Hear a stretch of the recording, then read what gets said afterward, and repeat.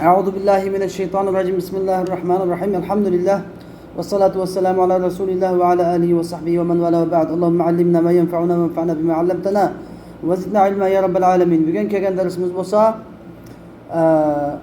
Abdullah ibn Ahmad Abul Barakat an-Nasafi rahimahullah yozgan Manarul Anvar nomli usul kitob yozgan matnning sharhi Mulla Jiyun rahimahullah yozgan Nurul Anvar nomli bu kitobniki biz xos bölümünün emri babida turibmiz.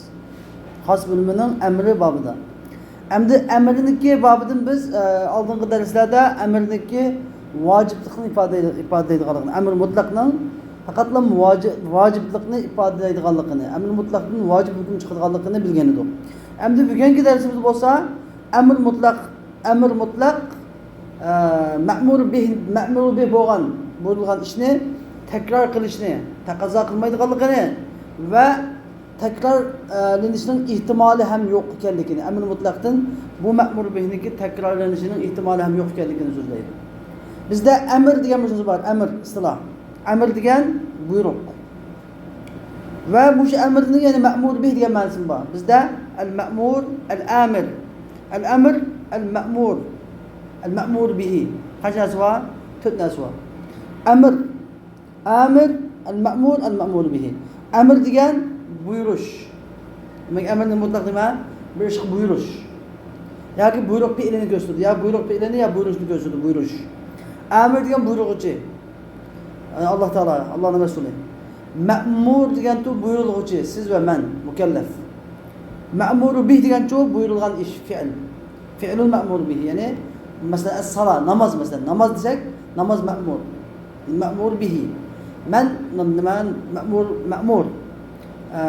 Al-amr ya'ni aqimus salat degandiki aqimu al-amr. Tushundingizmi? Bunda bizda al-amir huvallohu subhanahu. Endi mushu al-amr la yaqtadi at-takrar va la yahtamiluhu. Amr ya'ni sigatul amr. Nima takrorni taqozo qilmaydi va uni ham ehtimol keltirmaydi. Endi biz oldi bilan bu darsning asosiy mazmunini so'zlab bitaylik. Asosiy matn. Musannif nima deydi matnda? Va la yaqtadi at-takrar va la yahtamiluhu. Amr ma'mur bihni ya'ni buyurilgan ishning takrorlanishini takrorlanishini taqozo qilmaydi va takrorlanishini ehtimolni keltirmaydi. Takrorlanishning ehtimoli ham yo'q. Bizniki mazhabimiz bu, mazhabul muxtor. Bizniki mazhabimizning ichidagi eng tanlangan ko'p sonliq ulamolarimiz kelgan ko'z qarash shu. Amr mutlaqning o'zidan shu ishning buyurilgan ishning takrorlanishi nima takrorlanishni talab qilmaydi, takrorlanish chiqmaydi va uning ehtimoli ham yo'q. Endi ya'ni bu shaxsda 4 xil ko'z qarash kelgan. Mazhabda 4 xil ko'z qarash kelgan. Bir xil ko'z qarashdagilar amr mutlaq nimani amr mutlaq amrning o'zi nimani bu takrorni nima qiladi? Taqozo qiladi. Takrorni talab qiladi va ehtimoli ham bor degan birinchi xil ko'z qarashdagilar. Abu Ishaq Isfaraini degandagi Shafiy mazhabidan bular bir katta olimlar. Ikkinchi mazhabdagilar bu Imom Shafiy rahimahulloh bo'lgan mazhab amr mutlaq takrorni taqozo qilmaydi, lekin takrorning ehtimoli bor. Takror ehtimoli bor, lekin mutlaq amr mutlaqning o'zidan takror chiqmaydi. Faqat ehtimoli bor deydi. Bu Imom Shafiyning bo'lgan ko'z qarashi. Endi uchinchi xil ko'z qarash desanglar, bu bizning ko'z qarashimiz. Ya'ni amr mutlaq nima qilmaydi? Takrorni ham taqozo qilmaydi, takrorning ham ehtimoli ham yo'q. Uchinchi xil ko'z qarash. Endi shu 3 xil ko'z qarashni birdan namining dalillarini so'zlab o'tadi. Lekin biz asosli bo'lgani bizning o'zimizning dalili, ha? Avvalan bizning ko'z qarashimiz Bizning ko'z qarashimiz amr mutlaq takrorni taqozo qilmaydi, na uni ehtimol keltirmaydi. Dabroq sawa'un kana mu'allaqan bi shartin aw maxsusan bi wasfin aw lam yakun. Ya'ni bu amr mutlaq. Bu amr amdi. Qo'yi nim bo'lsin, bir shart bilan bog'langan bo'lsin. Yoki maxsus bir sifat bilan, ya'ni sifat bilan maxsus qilingan, xoslangan sifat bilan xoslangan bir so'zga nima bo'lgan bo'lsin, aloqador bo'lsin. yoki undoq bo'lmasin, mutlaq bo'lsin yani. O'xshash nimani takrorni taqozo qilmaydi, ehtimol ham keltirmaydi. Masalan, Alloh taolo aytib, shu ko'z qarash shafilarning ichida bunda ko'z qarash kelganlar bor. Alloh taolo Qur'on Karim desa, "Iza kuntum junuban fattahharu." Desa, mishadki tahorat nimaga bog'landi? Shartga bog'landi. Ya'ni siz junub bo'lib qolsanglar, tahorat qilgan degandan keyin amr mutlaq nima keltirmaydi? Amr mutlaq takrorni taqozo qilmaydi, ammo amr muqayyad takrorni taqozo qiladi. Ya'ni amr muqayyad qanday? Shart bilan yoki sifat bilan masalan. Qasang'an bo'lsa takrorni taqozo qilmish amr. Endi sizlar qachon junub bo'lib qolsanglar, yuyininglar fattahharu degandan, demak mishadki yuyinish nimaga bog'landi? Yuyinish uchun nima shart qilindi? Junub bo'lish shart qilindi. Demak, qachon amr fattahhar degan amr in kuntum junuban degan demak shartga bog'lansa, shu chaqda takrorni nima qiladi? Takrorni ifodalaydi. Qachon junub bo'lsa, nima shart, yuyinish shart deb buni keltirdi. Ya'ni amr mutlaq ifodalaydi, ammo amr muqayyad ifodalaydi. Shu amrni muqayyad kelsa, shu amrning o'zidan takrar chiqadi deydi. Uni degandan masalan as-sariqu was-sariqatu faqtaw aydiyahuma deb keldi masalan. O'g'ri ayolning qo'lini kesinglar deganda, bu shu ayolniki o'g'irlik degan sariqa sifat nima bo'ldi? Bu sifatning o'zi qo'l faqtaw degan amr bilan nima qilindi? Bog'landi, aloqador bo'ldi. Ya'ni qachon o'g'irlik sifati topilsa, kesinglar. Degandan keyin demak shu qachon amr nima bilan kelsa, nima bilan bog'lanib, ya sifat bilan xoslangan sifat bilan bog'lanib kelsa yoki shart bilan bog'lanib kelsa, shu chaqda nima takrorni taqozo qiladi. Anladingmi? Ehtimol keltirdi dedi bir bo'likda. Shuning uchun shuni rad qilib nima deydi? Savaun kana muallaqan bi shartin aw maxsusan. Ya'ni qo'y bu shart bilan aloqador bo'lib kelsin. Qo'y xoslan ya'ni sifat bilan xoslangan bir so'zga aloqador bo'lib kelsin yoki uni aloqador bo'lmay kelsin, nimani takrorni taqozo qilmaydi, ehtimolni keltirmaydi. Nima dalilingiz nima desa, bu yerdagi masalada masalan idza kuntum junuban fattahharu degandagi masalada shart bilan aloqador bo'lgandan keyin amr ko'plik ifodalagan emas. Bu yerdagi masalada sabab musabbablik. Ya'ni bu yerdagi amr o'zi amrniki mutlaq amr masalan fattahharu degan amrga qarasak buningda takror chiqmaydi. Ammo bu yerda sabab bor. Ya'ni bu yerdagi yuyinishning sababi nima? Yuyinishning sababi nima? Junublik. Yok bir şart meşrut itibarını almayız bir yerde. Bir yerde sebep musebbeplik. Çünkü kullama vücude şartu la yelzemu min vücudu şartı la yelzemu vücudil meşrut.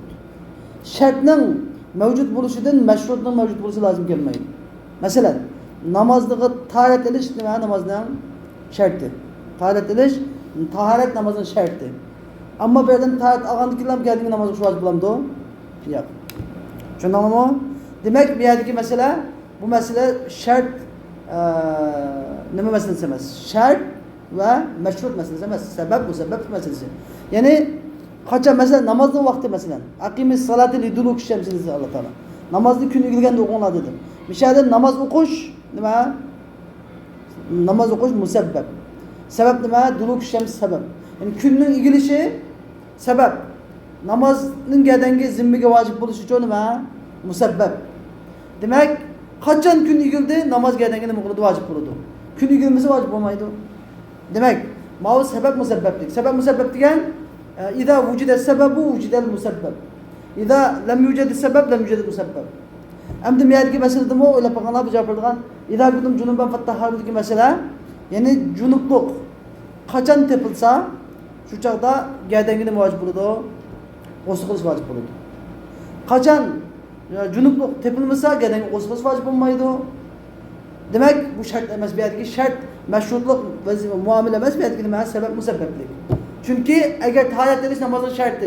Ben taharet alsam geldiğimde namaz vacip bulamdı, bulmamdı o. Namaz vacip olmaydı. Taharet alsam namaz okusam mı buludu, okumasam mı buludu. Yani bana taharet alışım namazın vacip olmaydı geldiğimde. Şunu anlama. Bu diyen şart. Demek şart meşrutlunun muamelesi sebep müsebbep okşamaydı. Demek miyadaki ne demek ki bu İza kuntum junuban fattahharu diye ayetteki mesela Emirden yani tekrarlık neden çıkmagan, şartga bağlanganlık gibi çıkmagan belki sebep musebbeptir. Demek emir bilen emirning özüden nima çıkmaydı o tekrar çıkmaydı. Ama buniki emir mutlak emir qaylinleri sebepleri bilen qaylinli bo'lgan sebepleri bilen onun kendine nima çıkdı o tekrar kelib chiqadi ve ihtimallik ham kelib chiqadi. Shuni anlamam uchun demakchi. Onun kendi vasarıqadan o'xshash. Shuna o'xshash. Endi lakinnahu yaqa'u ala aqalli jinsihi ve yahtamilu kullahu. Amma ma istidrak. Lakinnahu degan istidrak nimaga? La yahtamilu degan nimaga mutaalliq. Lakinnahu degan istidrak ihtimal keltirmaydi o. Yaqtadi la yaqtadi deganga mutaalliq. İhtimalim yo'q, taqazam qilmaydi, biroq yaqa'u ala aqalli jinsihi. Emir ma'mur bihinin cinsinin en ezig'i tushidir. Tushuningmi? Ma'mur bih burilgan emir burilgan ishniki cinsinin en ezig'i tushidir. En eziq olsa bir cins mesela namaz deydi. Allah Taala aqimus salat deb mutlaq aytgan bo'lsa, misol namozniki jinsi en ezi nima? Bir.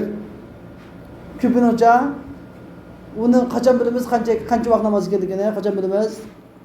Aşçı adam ilab qolgan chaqda bilamiz. O'lgan chaqda ha buning gardida mancha yil umr ko'ribdi, har kuniga 5 vaqt namoz hisob qilsak, mancha vaqt namoz gardinga vojib ekan degan butun jins shu yoqda chiqadi. Lekin u o'lgandiki namoz gardinga vojib bo'lmaydi. Demak bizga hozir muhim bo'lgan nima ekan? Eng tuveni. Demak bir amirdan nima? Faqat jins shu burilgan ishning, sharkatning jinsining faqat eng tuveni birli tushidi. Endi va yahtamilu kulla degan hammasini iroda qilinishi mumkin. Xos bir alohida masalalarda. Masalan, taloq masalasiga o'xshash. Bir odam ayoliga masalan talliqi nafsaki degan bo'lsa, o'zingni taloq qilib oling degan bo'lsa, shu chaqda taloqning eng tuvan jinsida qancha? 1. Eng yuqori jins qancha? 3. Demak buniki chekib olishdi ama eng yuqori. Agar yahtamilu degandan agar hech bir niyat qilmaydigan bo'lsa, bir taloq ayol taloq qilib olsa, necha taloq qilib olsa, bir taloq tushadi. Salih taloq tushadi. Reji taloq. Ammo bu odam qalbida shu deganda qalbida 3 taloq qilishni niyat qilgan bo'lsa-chu, ayol taloq qilgan bo'lsa 3 taloq tushadi. Shundaqmi? Yahtamilu degan ma'nosi bor. Lekin 5-tikidek mutlaq shaklda degan emas. Faqat jins e'tibor bilan ya jinsning eng tuvan tarafi ya yuqori tarafining ehtimoli bor. Tuvan tarafi cho'qim bo'ladi, yuqori tarafining ehtimoli bor. Ba'zan bir masalalarda. Ama hamma masalalarda emas, xos masalalar. Tushunarlimi?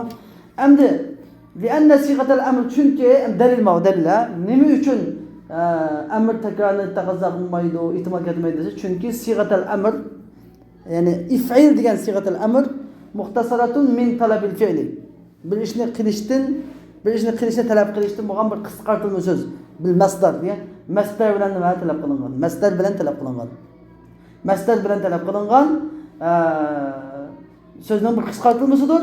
Huwa allazi huwa fardun. Masdar degani nimadir? Farddir, mufrad. Masdar degani nima? Yoki ko'plik yoki ikkilik bo'lmaydi. Masdar degani nima? Mufrad. Ya'ni jins, masdar degani nima? Ismi jins, tushunarlimi? Masdar degan ismi jinsda 1 2 3 4 degandagi u tarafga qaramaymiz. Masdar degan ismi jins bo'lsa, bir narsani hammani o'z ichiga oladi, bir narsaning ya bo'lmasa eng tuvanda bir dona o'zi bor, hisob. Eng tuvani 1, eng yuqori bo'lsa hammasi. Shunaqmi? 30 yo'q. Endi 30, 20, 30 yo'q. Jins deganda men quti desam, ya qutuniki bir dona kichkina bir juz'isi, ya qutuning hammasi. Shunaqmi? Shundoq. Endi ashunday bo'lgandan keyin masalan men aqimus salat desam, nima degan bo'ldim? Atlubu minka fi'las salah degan bo'ldim. Atlubu minka fi'las salah degan bo'lsam, men sendan namozni qilishni talab qilaman degan bo'ldim. O namoz degan gap nima e'tibor keltirmaydi? Sonni 1 2 3 deb takrorlikni nima keltirmaydi? Lug'at jihatdan takror keltirmaydi. O'bir. Undan keyin va ma takarrara min al-ibadat fa bi asbabiha la bil awamir. Endi xo'sh yuqoridagi masalan ibodatlarni masalan kunni namozlarniki takrorlanishi, hajni takrorlanishi, Ramazondagi ro'zani takrorlanishi hammasi shu amrning o'zidan takrorlash chiqqanligidan emas, balki bi asbabiha. Shu ibodatlarning sabablari takrorlangandan keyin nima ibodatlar takrorlanadi. Ammo haj nimishqa gada umrda bir qatim farz etilganga desa, chunki hajning sababi bir, u bo'lsa nima? Ka'ba. Hajjul bayt degan gap, ya'ni Ka'bani qasd qilish. Hac qilishlik maqsad nima? Ka'bani maqsad qilish. Sabab nima? Hajga sabab Ka'bani ziyorat qilish bo'lgandan keyin Ka'ba bu sabab asosiy. Ka'ba sabab asosiy sabab bo'lgandan keyin nima bo'ldi ekan? Ka'ba bir. Ka'ba bo'lgandan keyin u takrar ayjili Ka'ba 2-3 olmaydi yana. Agar mayli Ka'ba miyada, adsi miyada kelgan bo'lsa Ka'ba u chaqda takrorlanadi. Ka'ba bir bo'lgandan keyin nima? Musabbab takrorlanmaydi. Ammo masalan namozniki sababi nima? Vaqt, duxul vaqt, vaqtning kelishi namozning sababi. Qachon kun yigildi, peshin vaqt keldi. Masalan, tushundingizmi? Undan keyin masalan Ramazon vaqti, Ramazon oyining kelishi. Masalan, xuddi shunday. Shu sabablar takrorlab kelsa, shu sabab bo'lgandan keyin musabbab bo'ladi. Sabab bo'ldimi, musabbab bo'ladi. Musabbab bo'lsa gaydanga vojib bo'lish. Tushundingizmi bilaman. Bizda vujubu fi zimma, vujubul adada bir xil vojib qobilaman. Vujubu fi zimma degan gaydanga vojib bo'lish. Ya'ni darhol o'qimasa bo'ladi, gaydanga vojib bo'lib turdi. Ammo o'lib qolsa bu savol so'rg'u. O'lmay qolsa nima vaqt ketib o'qib qo'ysa bo'ladi. Lekin vujubul ado degan-ku, shu man o'qish vojib bo'lgan. Namozga vaqt qachon vojib bo'ladi? Kun igilgan aman gadanga vojib bo'ladi. Pishim. Ammo shu keyin yuyishib vujubul ado qachon vojib bo'ladi desanglar, eng oxirida shu nima qildimi? Namoz vaqti tartilib, namoz o'qisi aran vaqt qoldi, masalan 15 minut vaqt qoldi-la. 15 minut vaqt qolgan chaqda vujubul ado. Bu chaqda gadanga ado qilish vojib. Uni ado qilmay o'zgarsa bo'ladi, gunohkor bo'ladi. Anladın? Çünkü vücubul ada fi zimma, vücub fi zimma, vücubul ada degan tushunib. Xo'sh, bugungi darsimiz mazmuni shu. Tushundingizmi? Endi darsni boshlab ketamiz. Xo'sh, musannif rahimahulloh deydi, "Thumma lamma faraga al-musannif rahimahulloh", ya'ni Abdur Abul Barakat an-Nasafi rahimahulloh an bayanil mujabi va hukmihi. Ya'ni mujab degan gap amrniki vojib amirdan kelib chiqqan vojiblikni bayon qilish va hukmihi amrning hukmini bayon qilishdir. Aslida mujab bilan hukm ikkisi bir narsa. Mujab deganmi nima? Amirdan chiqadigan hukm. Hukm deganmi amirdan chiqadi. Ammo nima farq qiladi sanglar? Ya'ni mujab degan faqat vojiblik chiqadi. Amirdan kelib chiqqan vojiblik hukmi. Hukm degan-chu amroq, ya'ni bundan vojiblik va mubahlik, mandublik uchun hukmni chiqaradi. Demak, bu yerda hammani bayon qilishdan ama bizning mazhabimizda boshqa mazhablarni bayon qilish uchun mujab va hukmida hech kim keltirsa shu. Arada an yubayyina annahu hal yahtamilu at-takrar aw la. Andagi musannif rahimahullah amr siyg'asidan chiqqan hukm takrar qilishni ehtimol keltiramdi yoki ehtimol keltirmamdi deganni bayon qilishni irada qildi. Faqalan dediki, "Va la yaqtadi at-takrar va la yahtamiluhu." Al-amr takrorni taqozo qilmaydi va takrorni ehtimol keltirmaydi dedi. Ya'ni la yaqtadi al-amru bi e'tibari al-wujub. Amr wujub e'tibori bilan, ya'ni vojiblik e'tibori bilan, ya'ni e'tibor degan gap muhim. Vojiblik e'tibori bilan takrorni iroda qilmaydi. Kama zahaba ilayhi qawmun. Ya'ni bir qavm unga kama zahaba ilayhi qawmun. Bir qavmni bag'andak. Mayli vujubul e'tibor degan gap muhim, bi e'tibori al-wujub. Ya'ni masalan haj desak, haj qilish vojiblik e'tibori bilan takrorlanmaydi, faqat bir qatim. Ammo naflilik e'tibori bilan cho'q takrorlanadi. Nafli qanchalik haj qilsa qancha umr bo'ladi, bu shu ma'noda bi e'tibori vujub degan qayd muhim tushunarmi? Vojiblik e'tibori bilan takrorlanmaydi. Mutlaq holatda. Endi wala kama zahaba ilayhi qawmun, bir qavm, bir toifa qavmni bag'andak. Bu toifa qavm masalan Abu Ishaq al-Isfaraini, Shafiy mazhabidagi kishilardan Abu Ishaq Isfaraini nima dedi? Al-amr takrorni taqozo qiladi va ehtimol keltiradi dedi. Endi wala yahtamiluhu kama zahaba ilayhi Shafi'i. Ya'ni amr takrorni taqozo qilmaydi, ehtimol keltirmaydi. Kama zahaba ilayhi Imom Shafi'i rahimahulloh bo'lgandek. Imom Shafi'i rahimahulloh bizniki ehtimol keltirmas, taqozo qilmasligida birdek. Imom Shafi'i taqozo qilmaydi dedi, ammo ehtimol keltiradi deydi. Ehtimoli bor deydi. Imom Shafi'i bo'lgandek ehtimolni keltirmaydi. Bizdan qarshilashadi ehtimollikda. Biz ehtimollik yo'q deymiz. İmam Şafii ihtimallik bor deydi. Yani iza qila masalan, yani mesela bunda deyilsa, sallu namoz o'qinglar kana ma'no, buning ma'nosi if'alu salata marratan. Yani namozni bir qatim qilinadigan bo'ladi. Va la yadullu ala takrar indana. Bizniki mazhabimizda asla takrorga dalolat qilmaydi. Va zahaba qawmun bir toifa qavm ila anna mujabahu takrar. Amrning mujibasi takrar deganga bor. Nima qildi? Annahu uning dalili Abu Ishaq Isfaraini qatorliqlar. Chunki ular dalil lamma nazala al-amr bil hajj. Yani hajga bo'lgan amr nozil bo'lganda, masalan Alloh taolaniki velillahi alan nasi hajjul bayti man istata ilay sabila degan oyat masalan. Ana shunday oyatga o'xshash, ya'ni haj qilish farz qilingan oyat nozil bo'lgan vaqtida qala Aqra ibn Habis radhiyallohu anhu bunday dedi. El-yamina hada ya Rasulullah min al-abad. Ya Rasulullah bu bizning mushu yilimiz uchunmi yoki abad kim o dedi. Fa fahima dedi, bunday dedi. Uni keyin fa fahima tekrar. Aqra ibn Habis radhiyallohu anhu tekrarını düşendi ma Resulullah'ınki buyruğundan. Bu buyruqdan tekrarını düşendi. Ma'a ennehu kana min ehli lisan. Yani o lisan ehlinden turup, yani Arap dilinin fasahalik adamlarından turup tekrarını düşendi. Demek bu nemini gösterdi o. Demek emrinin tekrarını, yalnız mutlak emrindeki tekrarını taqaza qilganligini gösterdi o. Bu Arap bo'lgandan düşengenligini şuna haylimi deb sorgan edi. Desem biz bunda sual soramiz. Anda olsa düşengen bo'lsa nima ish qilib so'radi? Tushungan bo'lsa so'ramaydi. So'radi go deymiz. Tushungan bo'lsa so'ramaydi. Nima ish so'radi desak, mayda kadrot. Thumma lamma alima so'rashga sabab. Thumma lamma alima anna fihi harajan aziman ashkala alayhi fasal. Andikin u har yili haj qilish farz bo'lsa, uni intayin qattiq japa, qattiq qiyinchilik bo'lganligini bilib, uni bu mushkullar qilib qanday va la haraja fi din tursa, qanday deb so'radi. Har yili bulamda deb so'radi dedi. Demak, mushu dalilni keltirdi. Nimaga?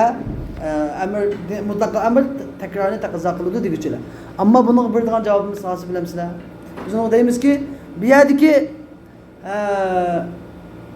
bu Aqra ibn Habisniki so'raganligi nima qilganligi emas edi. Uni takrorni tushunganligidan emas edi. Takrorni tushunganligidan emas edi. Balki Aqra ibn Habis qaysi tarafdan tushundi buni?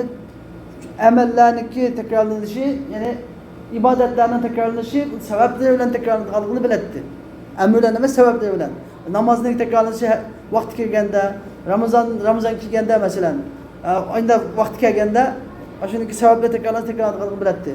Xuddi şunun qiyas qilib, hajning har yili hajni vaqti keladi, har yili hajning vaqti kelganda haj yili o'xshash farz bo'ldiga o'xshaydi deb so'radi.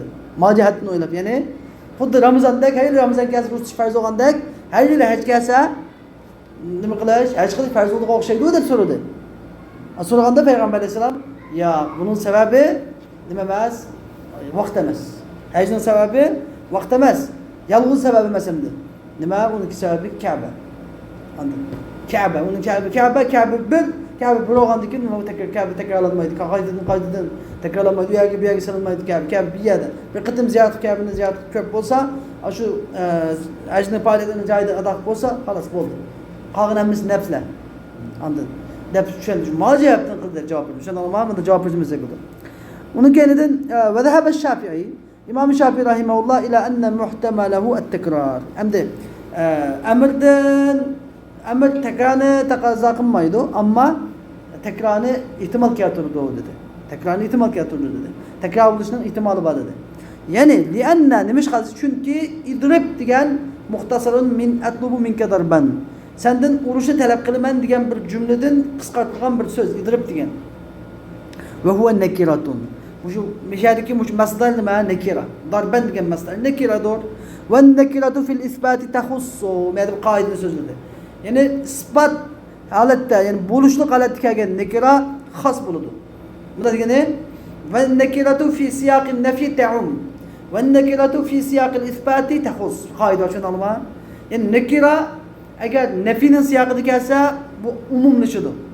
Umumlashidir. Masalan, va ma li ahadin degandek masalan. Va ma ahadun degandek. Nima hech kim degan yani umumlashidir. Ammo nekira ahadun deb kelsa, bir kishi xoslashidir. Darban degan bir qitim urishni, men sendan bir urishni talab qilaman degan bo'ladi.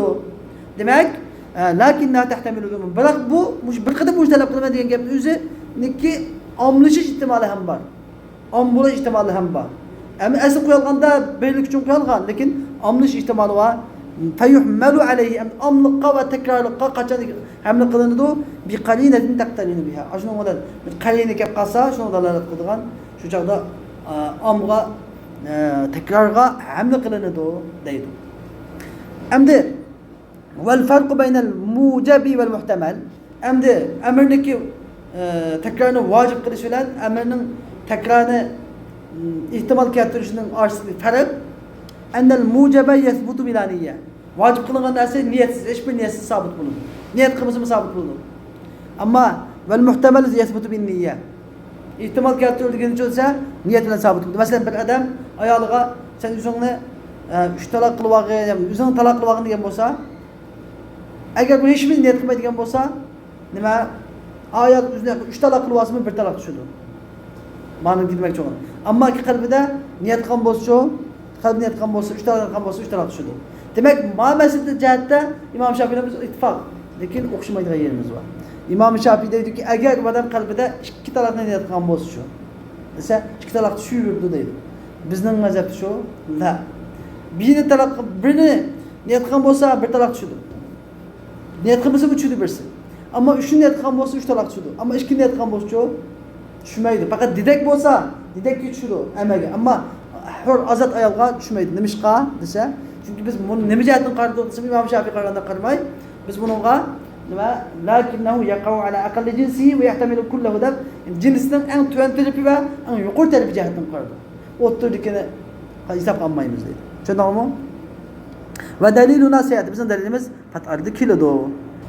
Xo'sh, endi musannif bizga deb berdiki, savaun kana muallaqan bi shartin aw makhsusan bi wasfin aw lam yakun. Ya'ni al-amr la yaqtadi at-takrar va la yahtamiluhu savaun kana muallaqan bi shart.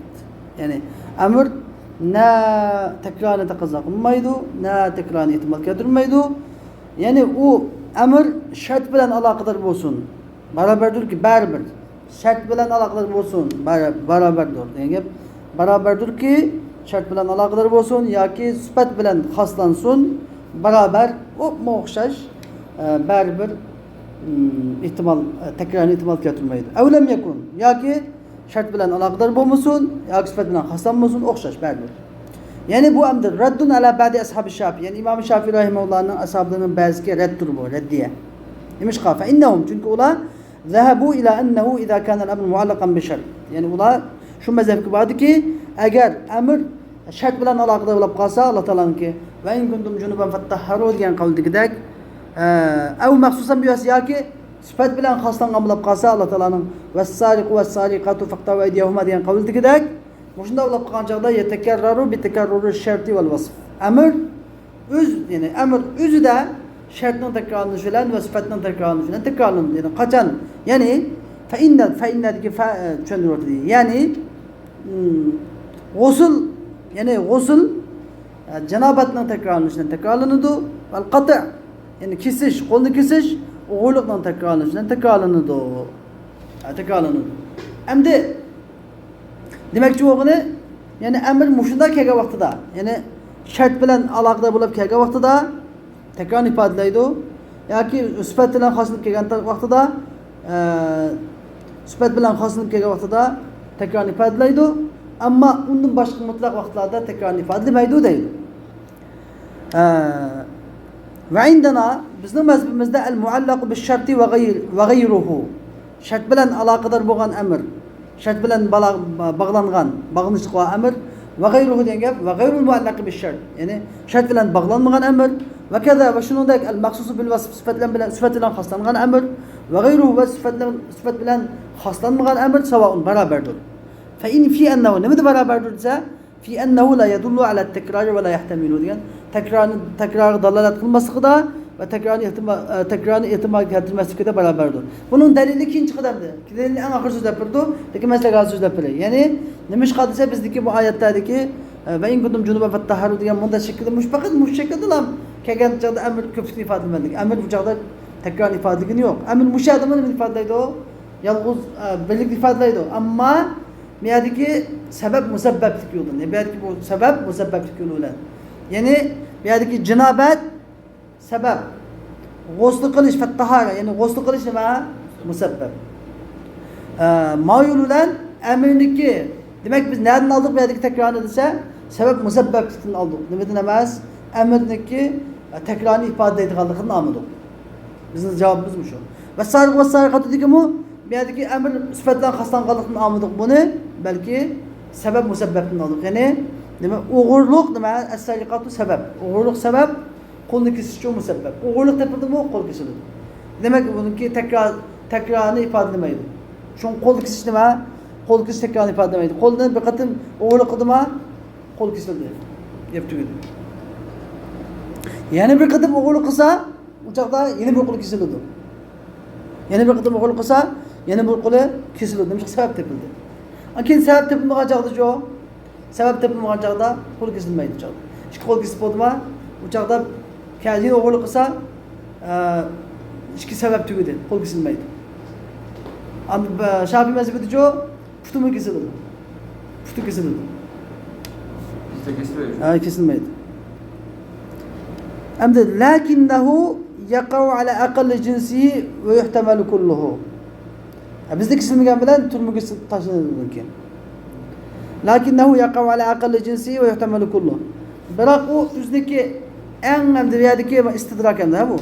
Lakinnahu biroq bu amr o'zining jinsining eng oz qismiga tushadi va yahtamilu kullahu. Hammasiga tushishini ehtimol keltiradi. Istidrakdir bu. Yerdagi lakinnahu va la yahtamiluhu degan qavlida istidrakdir kanna qailan yaqul xuddi bir odam bunday dedi. Lamma lam yahtamil al-amr takrar indakum. Sen mazmunlarda amr takrorni ehtimol keltirmagandan keyin fa kayfa yasihu indakum niyatu thalath? Sizlarning mazmunlarda 3 taloq niyat qilish qanday durust bo'ladi? Desa, fi qawlihi masalan talliqi nafsak. Bir odam ayolga o'zini taloq qilgan desa, fa yaqul musannif deydi-ku shunga javob berib. Innal amra bi hadhihi talliqi nafsadagi amr yaqau ala aqalli jinsihi. Amr degan yaqau ala aqall o'zining jinsining eng oz bo'ligiga tushadi. Va huwa al-fardul haqiqiy. Eng oz bo'lik nima? Haqiqiy farddir, haqiqiy birlik. Ya'ni masalan, 3 taloq desa, taloq degan jinsniki eng tuvanchagi bir taloq. Eng yuqorichagi 3 taloq. Shundaymi? Endi eng taloq degan eng tuvanchagining tushishida shak shubha yo'q. Shudir. Taloq degan gap chiqdi og'izdan, chunki taloq degan so'z o'zi nima mufrad. O'zi birlikni ifodalaydigan, bir jins ifodalaydigan narsa. Va yahtamilu kullal jins. Ya'ni hamma jins tushishida ehtimoli bor. Ehtimol keltirdi. Va huval fardul hukmi. Bu degan hukm jihatdan bo'lgan fard. Hukmiy birlik. Bizda haqiqiy birlik, hukmiy birlik deb ikki xil birlik bor. Haqiqiy birlik degan bir quta. Hamda hukmiy birlik uchun mushqut jinsining hammasi hukmiy birlik. Ammo bu haqiqiy birlik, hukmiy birlik degan faqat lam qachon ifodalanadi? Mush taloq masalasida ifodalanadi. Bo'lmasa boshqa masalalarda uylar chog'ida ifodalanadi, uylar vaqtida, umrning oxirida. Va huwa al-fardul hukmi ay talaqat salat, 3 taloq. La min haythu innahu adad. Bu yerda bu 3 taloqning son jihati ekanligidan ehtimol keltirmaydi bu yerda. Nima jihatdan? Ya'ni kamil bir gavda, ya'ni bir jins ekanligi ma jihatdan qatag'ini ehtimol keltiradi. Bal min haythu innahu fardun. O yani birlik, kamil bir birlik jihatdan. Va la min haythu innahu madluhu. Yani u yani bu yerdagi bu al-majmu' yani 3 taloq degan yoki kamil jins, jinsning hammasi kamolati osh amrning madluli degan jihatdan emas. Amr udul hammasini ko'rsatadi degan emas. Amr udul nima ko'rsatadi? Birlikni ko'rsatadi. Eng tuvanchakni ko'rsatadi. Ammo hammasini uchun esa hammasini ehtimol keltirdi. Hammasini ehtimoli bor. Bal min haythu innahu man bu yerdagi hammasini keltirdi deganimiz shu 3 taloqning hammasini udul dalolat qildi degan emas, balki min haythu innahu manwi. Ya'ni niyat qilingan jihatdan. Ya'ni agar 3 taloqni niyat qilgan bo'lsa, shu taloq shudu degan jihatdandir. Va ilayhi ishara bi qawlihi. Shu gapga o'zi buni qavla ishorat qildi. Hatta idza qala laha ama musannif Abu Barakat yozgan matn bu. Ya'ni hatta, ya'ni demakchi. Hatta idza qala laha. Bunda deganimiz misal bu. Qachon er kishi ayoliga talliqi nafsaki o'zini taloq qilgan desa, annahu yaqawala al-wahid u bir taloqqa tushadi. Illa ayyan wiya thalath. Faqat lam 3 taloq niyat qilsalar 3 taloqqa tushadi. Nima ish qilsa? Li'anna al-wahid chunki bir taloq degan fardun haqiqiyyun mutayaqqan. Haqiqiy birlikdir. Mufrad fard degan mufrad degan. Haqiqiy birlikdir. Jazmiyat qilingan. %100 jazmiyat qilingan.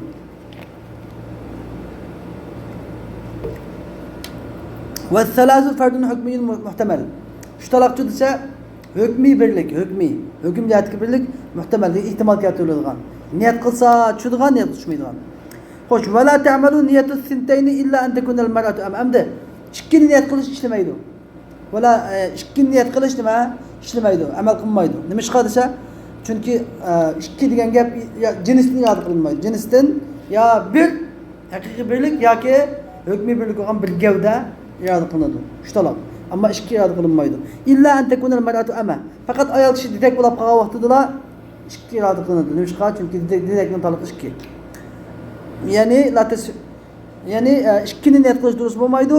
Taliqi nafsiga degan so'zda nima qiladi? Annahu ikki degan adadun mahaddi xos sandur.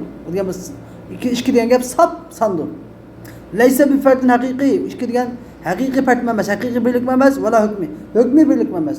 Ve leysa medlulen li lafız. Lafızның medlul emas. İkiga dalolat qilmaydi lafız. Cins ikiga dalolat qilmaydi. Ve la muhtamalillah. Uningki muhtamal, ya'ni ihtimol keltiradigan narsa emas. İlla iza kanat tilkal mar'atu ama. Faqat lab shu ayol kishi didak qilib qolsa ihtimol keltiriladi. Nimishqa? Lianna thintayni fi haqqiha. Chunki didakning haqidagi ikki taloq azotning haqidagi 3 taloq o'xshaydi. Fa huwa wahidun hukmiyyun ka thalath fi haqqiha. Bu fa huwa wahidun hukmiyyun ka thalath fi haqqiha. Andagandikin didakning haqidagi ikki taloq vahid hukmiy bo'ladi. Ya'ni hukmiy birlik bo'ladi. Ka thalath fi haqqiha degan azotning haqidagi 3 taloq o'xshash. Ve amma iza qala ve amma bu adam bunday desa, talliqi nafsaki desa, sintayn. Biz onu ikki taloq qilib desa, sintayni deb qayd qilib keltirsa, fayna idin indama shu chaqda ikki taloq tushdi. Nima qildi? Ajli annahu bayanu taghyir. Bu yerdagi sintayn degan bayan taghyir. Bayan tafsir emas. Siz bayan taghyir oldingi dars so'zlab bergansiz, bayanni chiqib 5 xil bayan borligini deb bergan. Endi buni takrorlab o'tirmaymiz.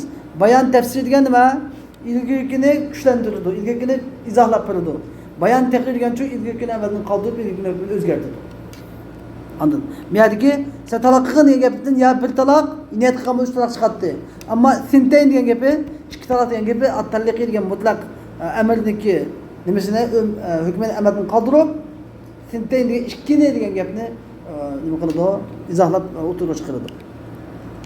Liannahu talliqi, lianna talliqi degan so'z la yahtamil ikkini ehtimol keltirmaydi. Hatta yakuna bayanan lahu, uning bayon bo'ladi. Aniki Musannif rahimahullah o'zining mazhabidagi eng tanlangan dalilni keltirdi. Ya'ni bizniki Hanafi mazhabida ikki xil ko'z qarash bor. Ikki xil ko'z qarashdagi biri tanlangan so'z degan gapdan hamda bizniki so'zimiz ya'ni amr takrorni taqozo qilmaydi, uni ehtimolni keltirmaydi degan bizniki tanlangan so'zimiz. Tushundingmi? Ya'ni undan boshqa bizning mazhabda yana boshqa ko'z qarashlar bor.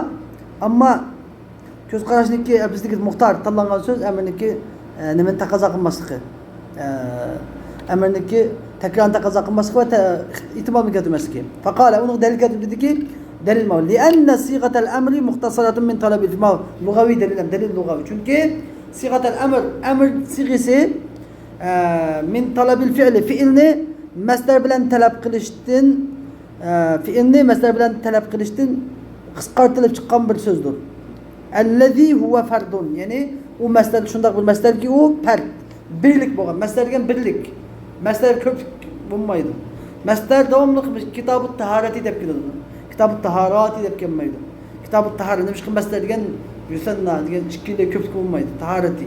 O'zini jins bilan birlikni mu ko'plikni o'lchab oladi. Ammo ikkilikni o'lchab olmaydi masdar. Faqawlika mesela seniki idrib degan so'zning muxtasarun min atlubu minka darb. Masalan, urishni talab qilyapman degan so'zning qisqartirilgan bir so'zdir.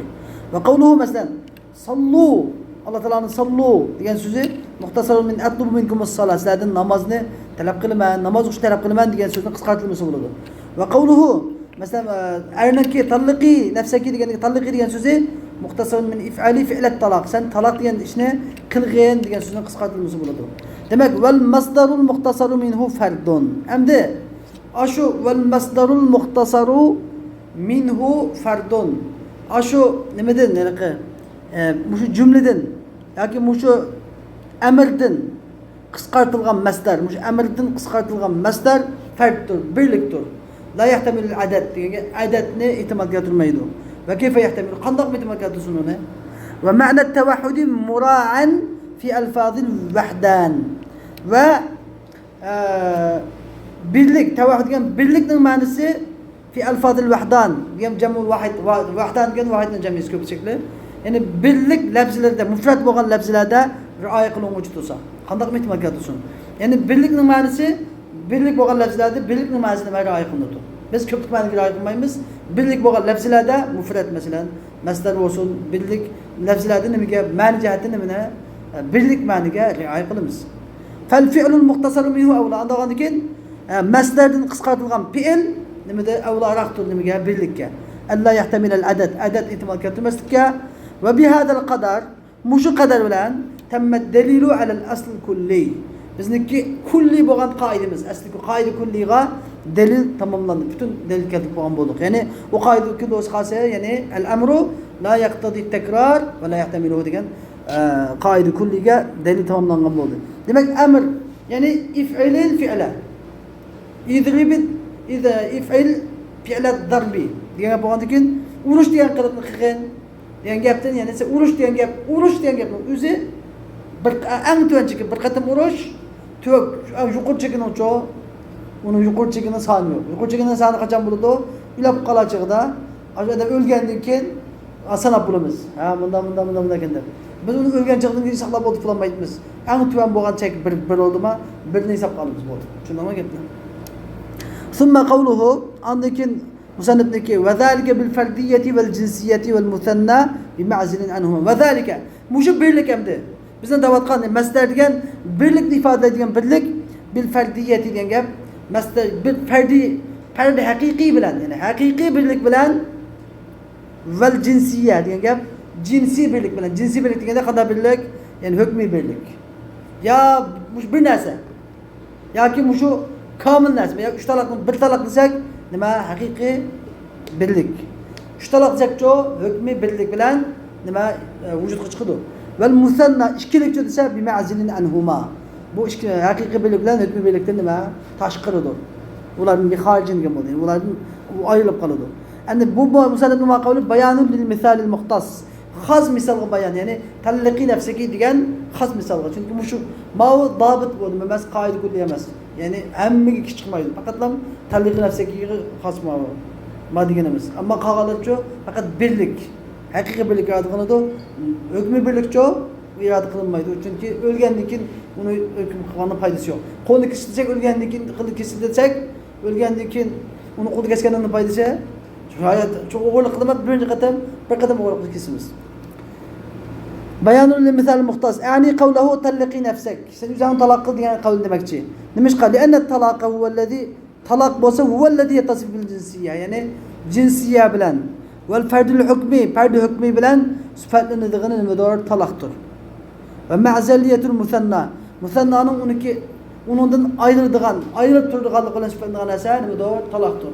Hamda mishada talaq degan yattasifu bil jinsiyya ve el ferdil hukmi ve ferdil haqiqi demek ki bir şey metinde bak uçurken var şerhede biraz cinsiyye bilen ferdil hukmi ikisi bir narsa asli. Cinsiyye bilen ferdil hukmi ikisi bir narsa. Ferdiyye degan bo'lsa, ferdi haqiqatan kelgan bo'lsa bo'ladi, lekin shu metindagi asos.